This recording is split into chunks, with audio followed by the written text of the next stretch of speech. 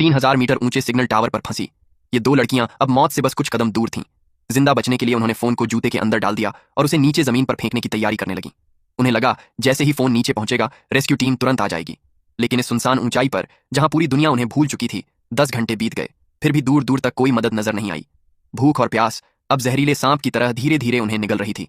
अब उनके पास इंतजार करने के अलावा कोई रास्ता नहीं था, इसलिए उन्होंने अपनी सारी उम्मीद नीचे लटके बैग पर लगा दी। उस बैग में खाना और पानी था जो वो पहले से लेकर आई थी। अब वही उनका आखिरी सहारा था। लेकिन सेफ्टी रोप इतनी छोटी थी कि बैग तक पहुंचना नामुमकिन लग रहा था। तभी उसकी बेस्ट फ्रेंड ने एक खतरनाक फैसला लिया। उसने कांपते हाथों से रस्सी को टावर में बांधा, गहरी सांस ली और धीरे धीरे नीचे उतरना शुरू कर दिया। दिल से वो पहले ही तैयार थी, लेकिन जैसे ही उसके पैरों के नीचे से जमीन गायब हुई, डर ने उसे पूरी तरह घेर लिया। ऐसा लग रहा था जैसे मौत नीचे मुंह खोलकर उसका इंतजार कर रही हो।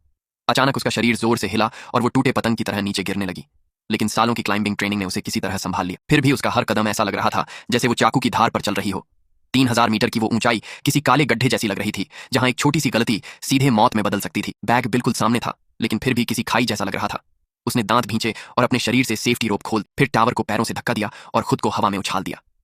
अगले ही सेकंड वो जोर से सिग्नल लॉन्चर पर जा गिरी। फिलहाल वो खतरे से बाहर थी, लेकिन तभी उसके दिल में एक और डर उतर गया। अब वो वापस ऊपर कैसे जाएगी? अब उसकी आखिरी उम्मीद ऊपर लटकती सेफ्टी रोप थी, लेकिन वो रस्सी तक भी नहीं पहुंच पा रही थी। ऊपर खड़ी लिसा जोर से चिल्लाई, सावधान रहना। लेकिन अब उसकी दोस्त के अंदर सिर्फ जिंदा बचने की जिद बची थी। उसने बैग से सेल्फी स्टिक निकाली और उससे रस्सी को पकड़ने की कोशिश करने लगी।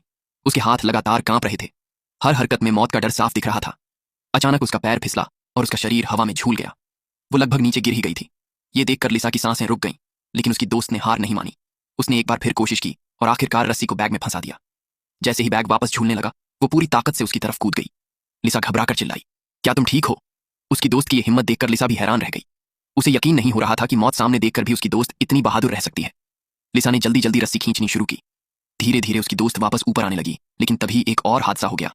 उसकी दोस्त का शरीर अचानक घूम गया और वो फिर नीचे गिरने लगी। खुशकिस्मती से उसने नीचे लटकते बैग को पकड़ लिया, जिससे वो जमीन पर गिरने से बच गई। लिसा अब जोर से रस्सी भी नहीं खींच पा रही थी, फिर भी उसने पूरी ताकत लगा दी और आखिरकार अपनी दोस्त को वापस ऊपर खींच लिया। लिसा ने उसकी खून से भरी हथेलियों को देखा।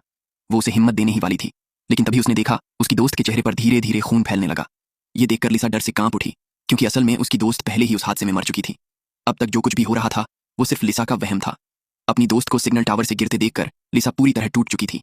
अब उसे समझ नहीं आ रहा था कि वो इस मौत जैसी जगह पर अकेले कैसे जिंदा बचेगी।